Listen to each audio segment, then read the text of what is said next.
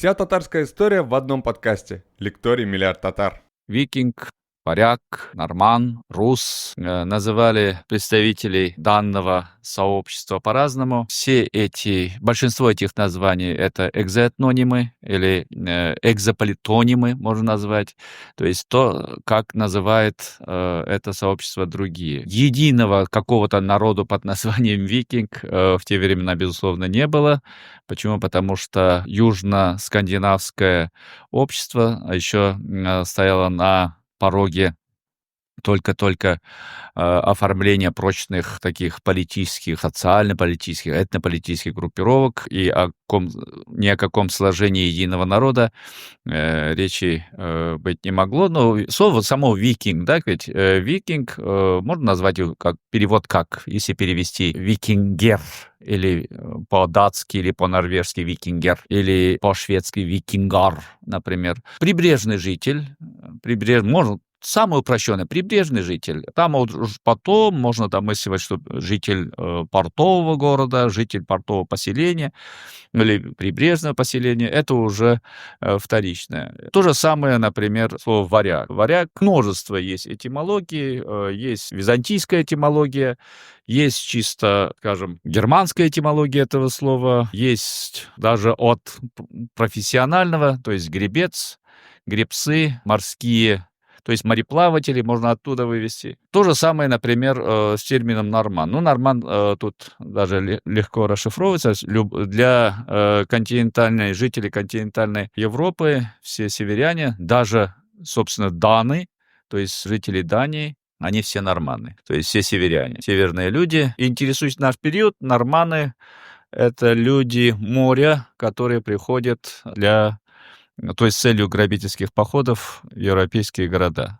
Германские, франкские, британские города, вот они все норманы. И понять, то есть термин «рус», мы помним со школьной скамьи, так ведь нам как только не вводили этот термин и от реки Рось, и от Роксолан, и от русинов карпатских. Собирательный термин обозначающий, военно-политическое объединение народов Восточной Прибалтики. Они могут быть и славянами, могут быть прибалтами, могут быть скандинавами. Самое такое сейчас широко распространенное объяснение происходит от понятия «роутси», так ведь? Роутси — то же самое, что близко к понятию «варанг», то есть гребцы. Но термин «Русь» очень быстро стал термином политического объединения, и в Средневековье часто использовалось совершенно в различных ситуациях. Например, даже более поздний период я возьму. Ипатьевской летописи есть рассказ, и есть Лаврентьевской летописи рассказ о борьбе двух объединений народа Мордва командованием или под управлением мордовских князей Пуреш и Пургас, которые воевали друг с другом. За одним из них за Пургасом стояли волжские болгары, за Пурешем русские княжества. И в летописи рассказывается о том, что воевал между собой Пурешева Русь и Пургасова Русь. Вот в данном понимании Русь, да, означающая военно-политическое какое-то объединение. Что касается, я уж подробной политической истории вообще не хочу затрагивать. Для меня очень важно их присутствие здесь. Есть множество не совсем таких точностей касаемо активизации викингов в европейском континенте. Мы знаем, что уже с VIII века викинги весьма активны на Северном море, на северных берегах Западной Европы, на территории Англии. Первые такие походы на территорию Англии мы знаем 753 года.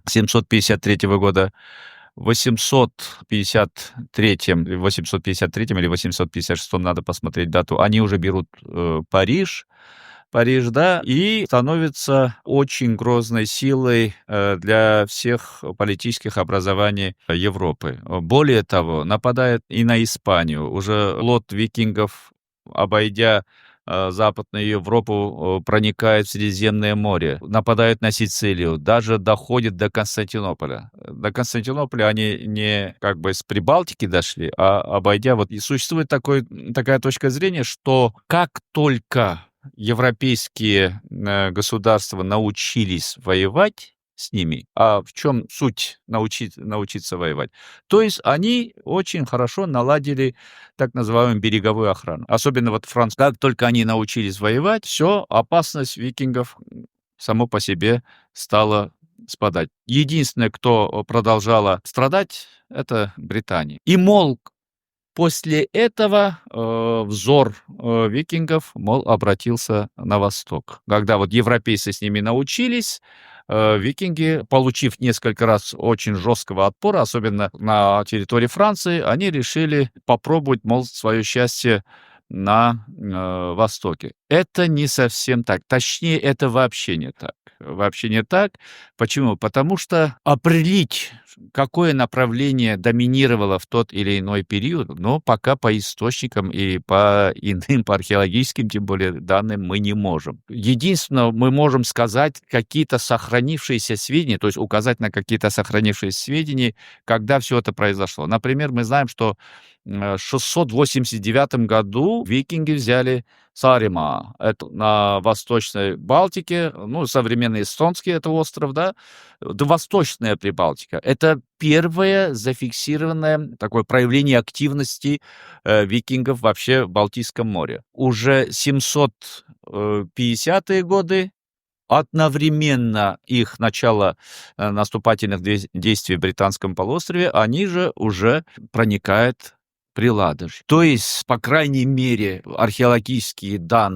некоторые археологические данные дает нам право утверждать проникновение скандинавов, ну, скажем так, северных балтов, будет точнее, при Ладоже где-то в середине VIII века, уже в середине VIII века. В связи с этим просто, опять-таки, школьный, университетский рассказ приходит мне в голову о призвании варягов. Так ведь это общеизвестный рассказ, очень интересный рассказ. Очень интересный рассказ, что начинается с чего? 860 год, да? 862 все-таки, потому что попытка несколько удлинить не увенчалась успехом в исторической литературе. 862 год в доме новгородца Вадима, мол, произошла драка, там очень сильно побили варягов, и варяги, обидевшись, ушли. И, мол, начался раздрай, начали, то есть никаких порядков не стало, и вот решили, скажем, совокупившись, так ведь, Кривичи, Словения и Весь, решили призвать себе варягов. Помните, как они обратились, скажем так, Рюрику и его двум братьям, Синьосу и Трувору? «Земля наша обширна и богата, но нет в ней порядка. Приди, правь нами по правде». То есть правда, если возьмем от древнерусского понятия, правь нами по закону. Вот любой историк скажет, что где-то эти слова он уже слышал. Если посмотрите предание саков или сакское предание, там те же самые слова. Саксы обращаются к пришедшим ярлам скандинавским теми же самыми словами. «Земля наша богата и обширна, но в ней нет порядка. Придите и правьте нами по закону». Кто у кого позаимствовал вот эти выражения, сейчас уже ни один историк досконально не скажет. Но учитывая, что оба источника составлены только в XII веке, и «Повесть временных лет», и вот эти сакские песни зафиксированы на бумаге в это время, сейчас уже мы не увидим. И причем не только эти два источника говорят, еще множество можно найти, где также идет такой призыв властвовать, обязательно почему-то варягов, данов или свевов, там не суть, это важно. И живущие здесь славяне, ну, по крайней мере, из трех приглашающих два славянских племени, да, ну, правда, несколько разного происхождения, Словении и Кривичи, славяне. Пусть одни будут, скажем, то есть западные славяне, другие будут ближе к карпатским славянам. Не суть это важно. Это уже новгородская земля. Они уже туда переселились, и они зовут кого-то. А если мы покопаемся сути, так ведь славяне и, условно скажем, в кавычках, викинги появились в этом регионе почти одновременно. Здесь 8 век, и проникновение славян с юга в это время тоже 8 век. Поэтому легенда о призвании варягов — это очень интересная легенда. Здесь еще работать и работать. Эта легенда выходит далеко за пределы борьбы норманистских и антинорманистских теорий. Три брата, словно, так ведь, три начала. Это триединство по скандинавской мифологии, символ триединства. Но, по сути, мы знаем, что речь идет не о братьях в данном случае, так ведь, просто летописец не совсем правильно понял эти термины. Рюрик, Синиус, то есть родичи, и Трувор. Трувор переводится как войско, дружина. Английское слово сохранилось troops. Troops, то есть войско. То есть приди к нам с родственниками своими и войском своим и установи порядок. Но, честно говоря, вот это лишь верхушка айсберга. Основной интерес для скандинавов — это не миграция куда-то далеко от своей родины, заложение там нового государства. Хотя и это. Мы знаем, что викингами становились обычно второй, третий и последующие сыновья, потому что по скандинавским или, скажем так, по датским законам наследство переходит к старшему сыну. Все имущество, то есть не делится ничего из-за скудности удобных для возделывания земель, чтобы эта земля еще могла прокормить какую-то семью, не делили ничего. Вот как от отца досталось, вот она остается у одного, остальные вынуждены искать счастье. Поэтому значительная часть, скажем так, как поздние средневековье говорили, свободного населения, людей длинной воли по Гумилеву, если посмотрим, так ведь, они вынуждены были или заниматься военным грабежом, то как бы дает очень быстрый оборот. Собрал команду, напал, вот ты уже богат. Так ведь? Но есть определенный большой риск, что тебя могут просто свернуть шею. Свернуть шею, так все заканчивается у тебя на... Посмотрите, вот один из братьев, Тор, помните, сыновей Одина, так ведь? Именно олицетворяет вот это направление действия.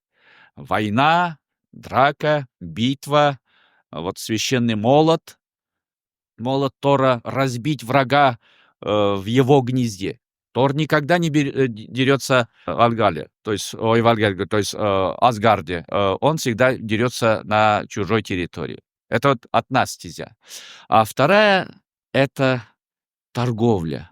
Торговля, проникновение, постепенное налаживание связи, может быть, создание каких-то торговых факторий. И, естественно, человек хитрый, лукавый, в данном случае Локки, знаете, да, второй младший брат или незаконный брат, не совсем из этого дома, намек на то, что не совсем он из сыновей чисто отца, бога отца Одина. Вот посмотрите.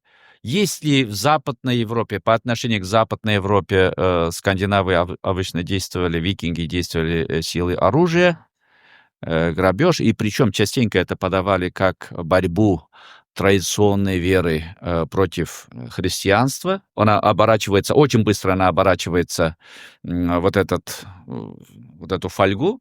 На Востоке еще христианства нет, там такого противостояния нет, политических систем по сути нет.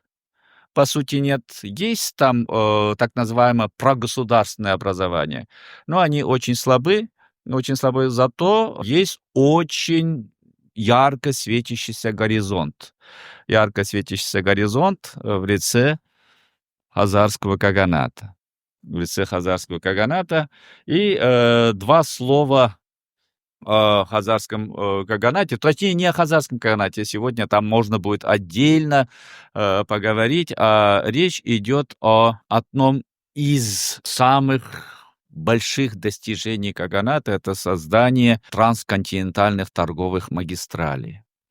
Не сами хазары. Сами хазары здесь военно-политическая сила, которая обеспечивает спокойствие. Торговля не налаживается в военной обстановке. То есть, когда неразбериха, когда неспокойствие, торговли нет.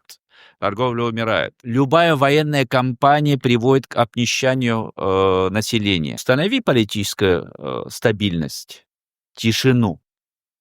Начнется торговля.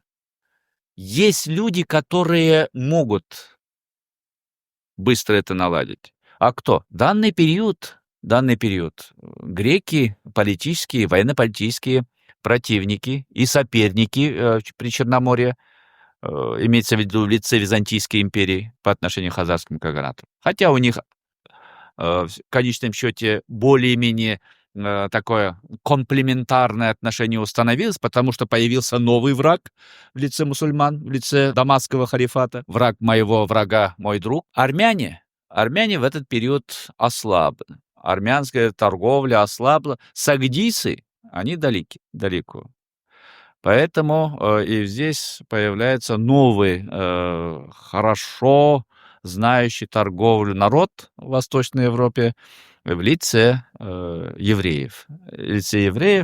Изгнанные из территории прежде сасанидского Ирана еще во времена Кавада, Пироза, но в основном ушли они во времена Хасрова Великого, бежали в основном из Месопотамии, то есть это месопотамские евреи, которых выселили сначала на Южный Кавказ, так называемые южно-кавказские мазарбанства Ирана. Ну, они оттуда сбежали. Оттуда просто перешагнули через Кавказские горы и оказались в Хазарском Каганате, где огромное количество городов, и эти города абсолютно беспризорные с точки зрения торговли.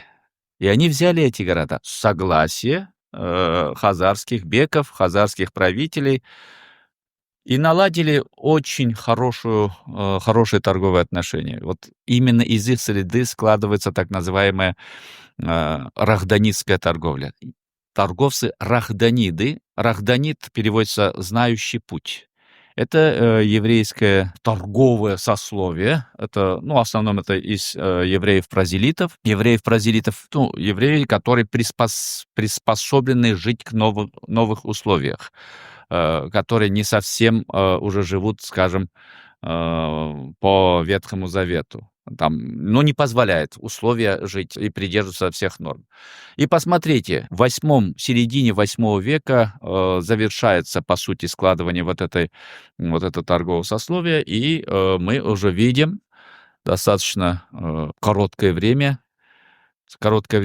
возникновения сначала Волжского торгового магистраля, Волжский торговый путь, пока только от Каспийского моря до верховьев Волги. Потом постепенно от Каспийского моря до Балтийского моря. А потом уже сформируется настоящая мощная торговая магистраль, которая связывает арабский мир, мусульманский мир, по сути, начинается с города Рея. Рей — это современный, по сути, можно считать Тегеран, до шведского города Бирка. Это огромный путь, мощный торговый путь, да, который, по сути, соединил очень коротким путем Восток и Северную Европу. Для этого торговый путь просто вынужден был обходить всю Европу. Через Средиземное море, через Испанию надо было добираться до Северной Европы. Следующий — это Донской торговый путь. Дон для торговли не очень удобен. Во-первых, Дон — река достаточно медленно текущая. Для торговца время — это деньги. Дон течет очень медленно. На Дону очень много мелководьев. Но и Днепр, мы знаем. Так ведь Днепр быстро течет, и полноводная река, но пороги. пороги, два порога, то есть в двух местах пороги. Это не два порога, нельзя так говорить. В двух местах пороги, надо выгружать все суда, тащить, перетаскивать на нижний уровень реки, да, если вниз плывете, опять загружать, опять через какой-то, опять выгружать, опять волоком перетаскивать. Перетаскивать в те времена, конечно, было нормальным явлением, обычным явлением. Но когда вот эти пороги становятся определенным препятствием уже и препятствием для безопасности, потому что самое беззащитное время для торговца — это когда ты сошел на берег, то есть разгрузился, и враг тебя берет тепленькими. Поэтому летописно известный путь от Варяг греки — это вот Днепровский путь, и путь от Варяг Хвалиси — это результат деятельности, прежде всего, именно торговцев с юга, не торговцев с севера. Но варяги очень быстро поняли, какая выгода в этом лежит. Какая выгода в этом лежит. И посмотрите, воспользовавшись, то в хазарском каганате начинаются так называемые, в кавычках, гражданские войны. Это в самом начале IX века, это 810-814 года, там, например, да, приход к власти Обадии, а потом установление двухдинастийной системы, а потом 842-863 года, это так называемое Кабарское движение против действующей династии. Очень такое мощное движение против центральной власти, где много народов, в основном это савиры, конечно, и венгры участвовали в этом движении. И этим воспользовались, прежде всего, викинги, скандинавы. Восточной Прибалтики. Уже они не совсем, не только, скажем, свевы или даны, там и финские народы, и славянские народы, но вот это северяне хорошо воспользовались. Конечно, большинство из них во главе стояли, собственно, наверное, скандинавы, Эскольд и Диру. Например, мы знаем это летописно как Аскольда и Дира, как людей Рюрика. Потом, собственно, Рюрик, да, ну, Хельг или Хельгу. Хельгу переводится с скандинавского «счастливый». В каких отношениях он Рюрику до сих пор мы точно не знаем. Был ли он его племянником или дальним родственником, но то, что он был опекуном его сына Ингвара Хрериксона, Хрёриксон, можно так сказать, да, то есть Игоря Рюриковича по-славянски, это факт. То есть, посмотрите, за короткое время они берут в руки, по сути, всю северную часть Великой Волжской пути, по сути, до верховьев, и, может быть, даже чуть, в конечном счете, устанавливая достаточно такие хорошие договорные отношения с хазарской властью. Днепровский путь полностью взяли в свои руки. Полностью. Без хазарского контроля. Вот так происходит разделение. Кстати, это разделение, оно зафиксировано даже в источниках, в архаичных упоминания русских правителей, которые, например, русских правителей по IX, по началу X века называют каганами. То есть, а каган, мы знаем, это верховный держатель власти, полностью никому не подчиняющийся. Русские каганы, да, о них есть упоминания и, в частности, в европейских источниках. Вот мы пришли к тому времени, когда, вот, пожалуйста, торговые пути, вместе слияния Великого Волжского и Днепровского пути, в скором времени возникнет новый город. Кстати, заморачиваться с названием абсолютно не стали. Так и называем Новгород. Новгород, так ведь? Новгород, поэтому, если мы посмотрим присутствие на данной территории в это время следов пребывания, археологи, они не верят ничему, пока сами не потрогают. По Днепровскому пути это знаменитые Гнездовские курганы.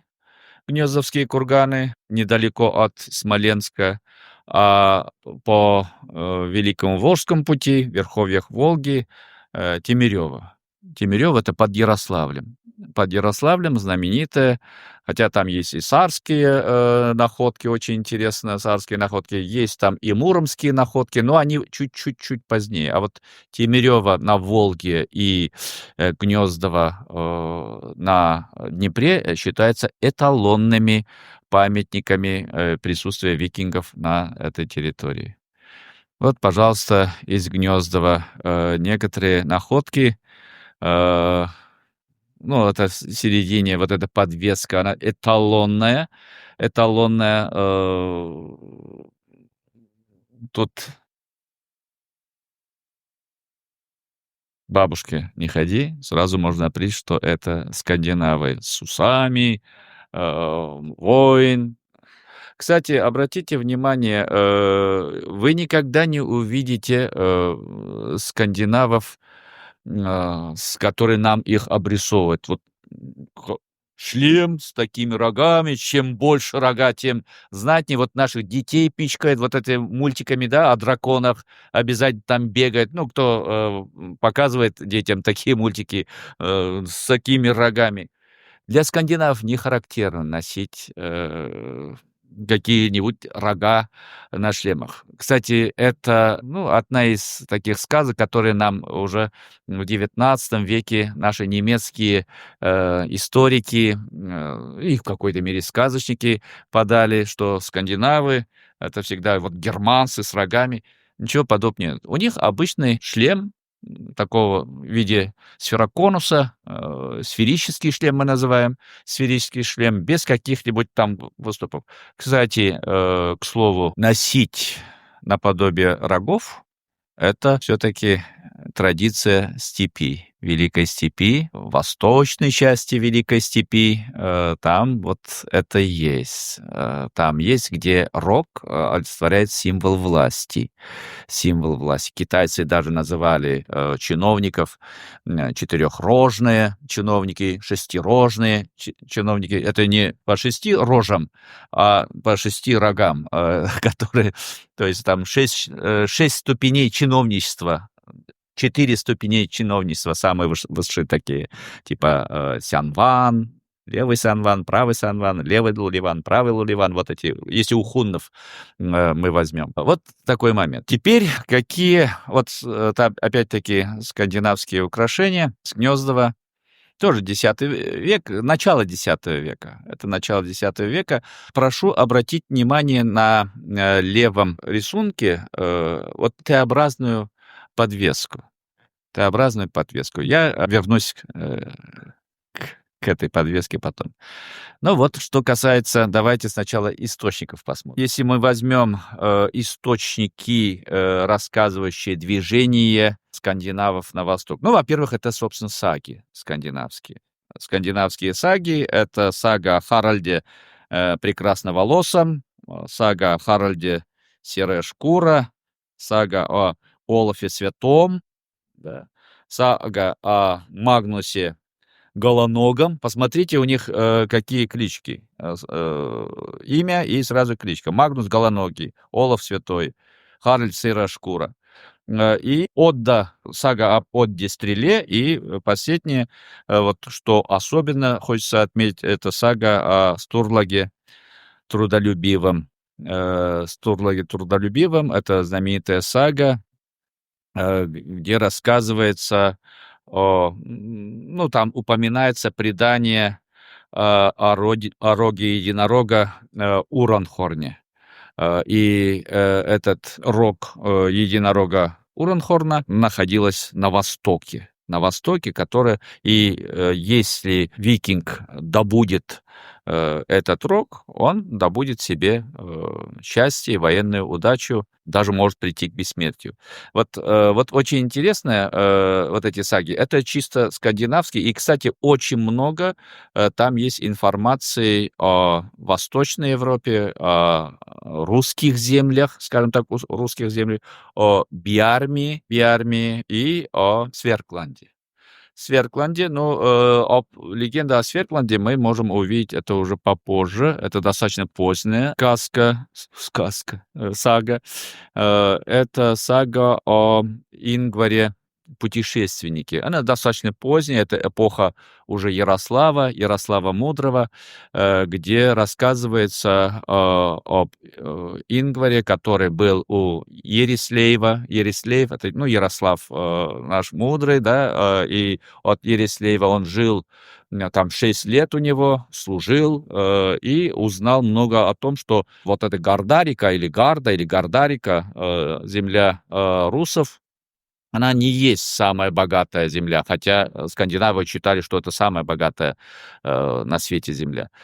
Есть земли намного богаче, и они далеко на востоке. Плыть надо по большой реке, вот по Волге, и вот эта страна называется у них Сверкланд. Сверкланд — это мусульманский мир, и границы Сверкланда, если верить по саге, начинаются где-то полумесяца плавания от Новгорода, скажем. Полумесяца плавания от Новгорода, а потом это дальние пределы, а потом уже далеко на юге сама страна Сверкланд, куда вот Ингвар и пошел. Мы этой саге еще вернемся. Другие источники, но из других источников, конечно, у нас есть целая плеяда источников восточного происхождения, начиная от Ибн Русте, его работу «Аль-Ахляк ан-Нафисе», да, написанная в 911 году, ну, где-то приблизительно 910-912 года, где есть целый рассказ, называется «О русах». Ну и более детально о русах, конечно, написал нам, оставил записи Ибн Фатлан в своей работе «Рисале». Рисале записки у него, когда он уже описывает болгарское общество, когда как бы все уже описал, он раз резко переходит. «Однажды я видел русов». Да, вот этот рассказ называется «Однажды я видел русов», и этот рассказ, по сути, для нас является вот той базой, на которой мы можем опираться, представляя, ну, нравы. Там хозяйство мало что. О торговле мы знаем, что, чем они занимаются, чем они торговали, но о нравах русов, об одежде русов, об их обычаях, о повседневности русов.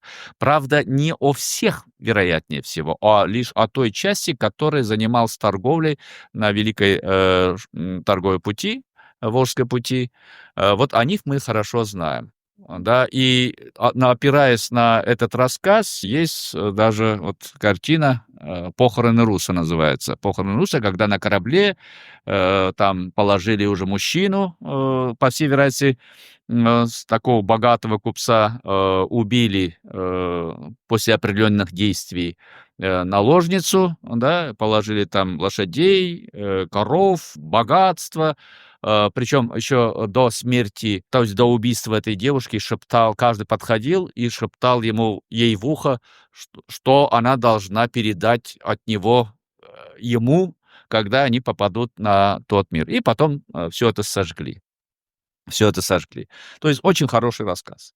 Но сами скандинавы, они не... У нас же как в учебниках читаю, вот это русы, это и есть наши новгородцы, или, может, даже киевляне, да, вот это, ну, говоря современным языком, русские. Арабы так не считают. Арабы четко разделяют. Для них, причем универсальный термин «сакалиба», который Ибн Фаттан, например, называет болгар, да, это не означает славянин. У нас его переводят как славянин, это не совсем так. Ас-саклаб — это обозначение любого восточноевропейца, белого человека. Для араба это белокожий просто, говоря очень упрощенным языком. Арабы четко знают. Для них ас-саклаб — это собирательное название северных народов, которого они могут, как рабов, купить, с которым они могут, условно скажем так, пограбить. Могут с ними поступить так, как своими мусульманами они не посмели бы поступать. То есть обманывать их не совсем грех. Для обозначения уже подразделений населения так называемой Большой Киевской Руси у них есть аславион, да, они четко знают, кто такие островен, то есть славяне. Они выделяют Аррус, или Руссия, Аррусия, то есть Аррус, то есть это э, речь идет о тех русах, которых Ибн Фаттан описывал. Правда, они область еще выделяют Артанию. И, правда, и жители Киева они почему-то не считают славянами. Даже есть ссылка, что в Киеве живут не славяне. Да, там их печенеги они описывают, там и огузов они описывают, но славяне как один из многих. Это какое-то не совсем правильное представление. И, наконец, что касается по нашему региону. Основным у нас памятником до сегодняшнего дня у нас являлся, конечно, Балымерские курганы. Наши казанские коллеги, в частности, специалисты, которые занимаются предметом вооружения, они постоянно ссылаются на этот памятник. Действительно, Балымерские курганы. Балымер — это поселение, которое находится, сейчас скажу, где-то 12 километрах южнее от Болгар. На берегу Волги, южнее города Болгар, на 12 километров. Сейчас уже умирающее село это, деревня. Когда-то была большая деревня, между прочим, лет 100 тому назад. Это было большим населенным пунктом. Сейчас уже, я не знаю, где-то 150, наверное, человек осталось. Там есть знаменитые Балымерские курганы, где хорошо представлен вот обряд захоронения вот этих самых русов. Вот этих самых русов — это трупосожжение, то есть это кремация. Там прекрасные останки различных украшений. Вот Балымер копали еще в 19 веке, и Стоянов копал, и Пономарев копал. Там 870-880 годы. Правда, комплекс находок, всех этих находок, там 15 вот этих курганов, вот, четко выделенных как, скажем, условно, курганы викингов.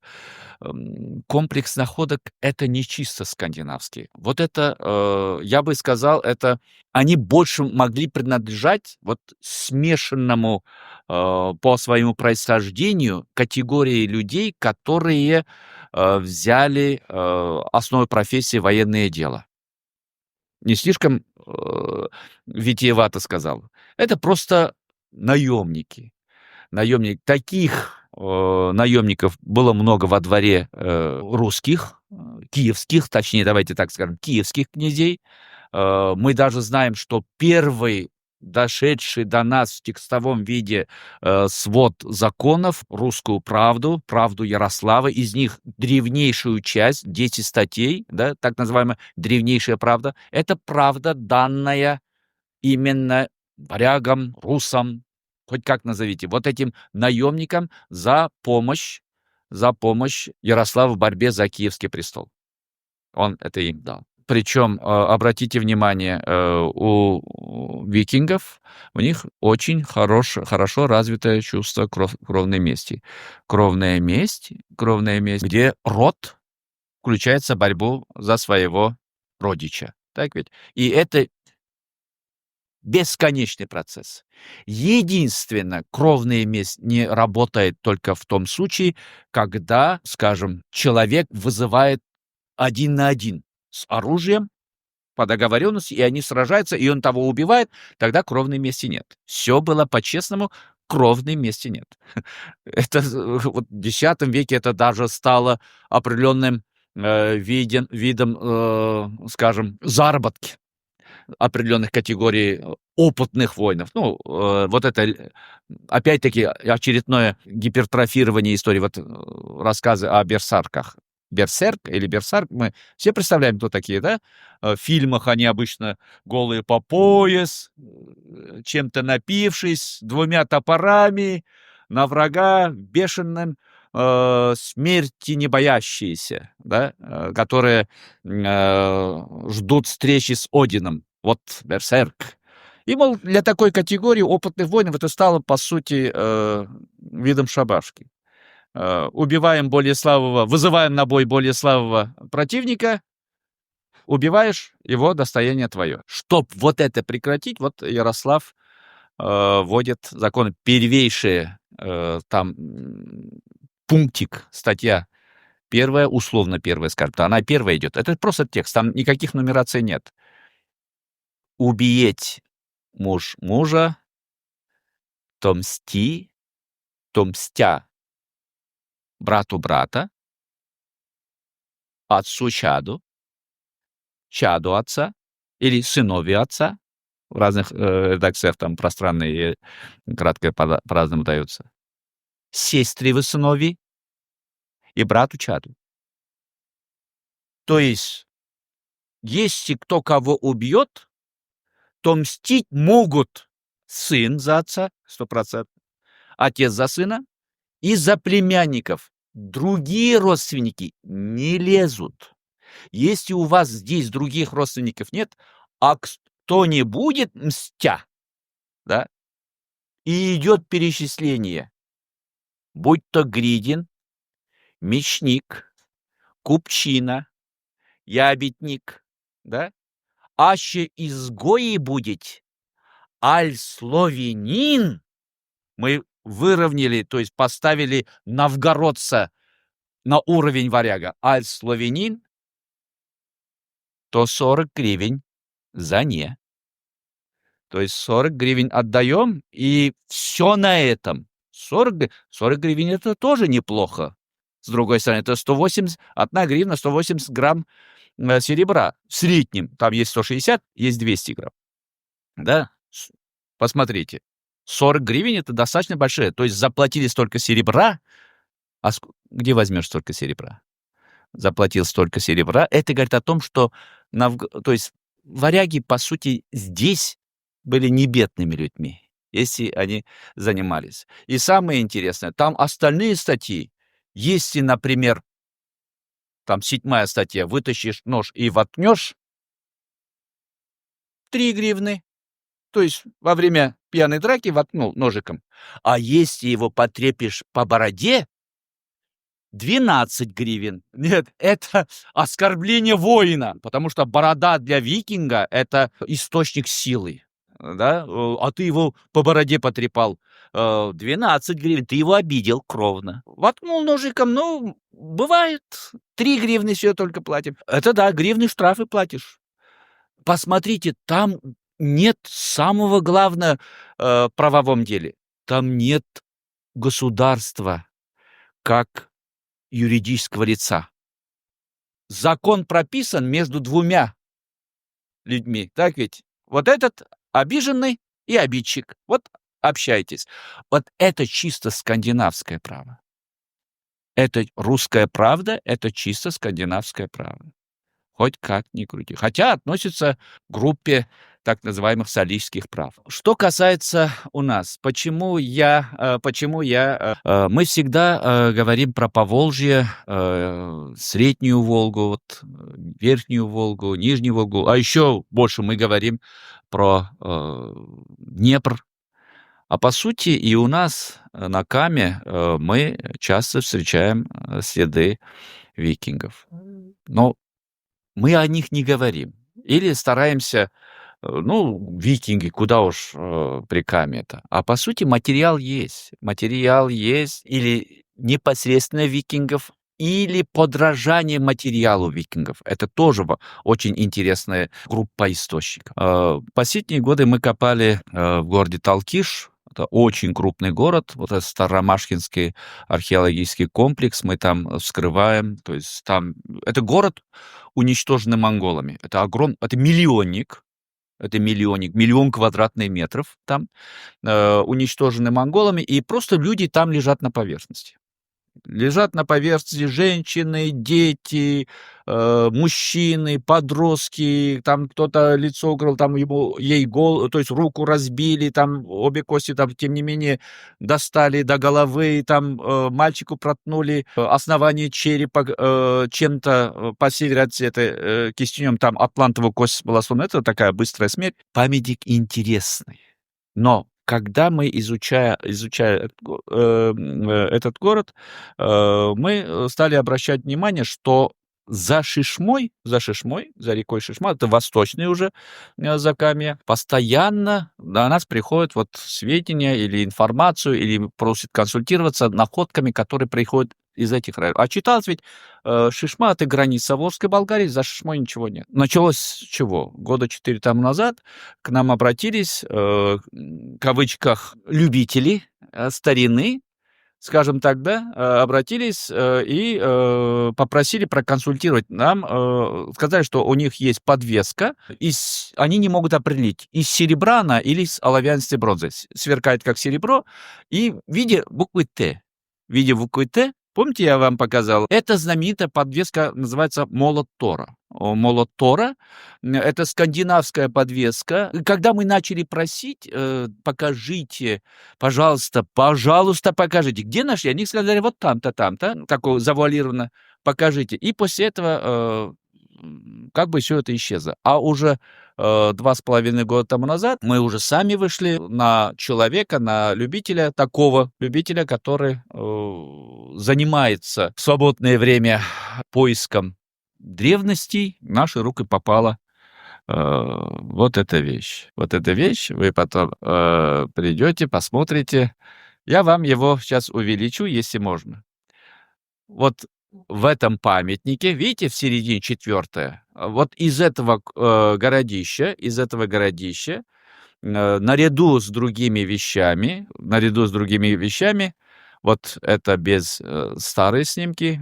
Сейчас это там заросло лесом, сосняк, вот это, как видите, еще свободное более-менее. Вот данное, это бутыроль. Все представляют, что такое бутыроль? Бутыроль — это навершие ножен меча. Вот меч, чтобы ножны не расползлись, с того конца одевается вот этот бутыроль. Вот это бутыроль, это как бы определенный ограничитель. Но это бутыроль непростой, это бутыроль из мшековистой бронзы. Но, правда, он, ну, здесь любой археолог скажет, что здесь, по сути, совершено не очень хорошее действие, это чистка. Археолог никогда патину не снимает. Патина — это вот веками сложившийся слой, защищающий металл от коррозии. Здесь его почистили химически. Поэтому такой свет. Это бутыроль скандинавского происхождения. Это чисто викинги. И здесь вот две стороны. Это там изображение сына, или, скажем, жизни змееподобном сыне Локи, Мидгарсон.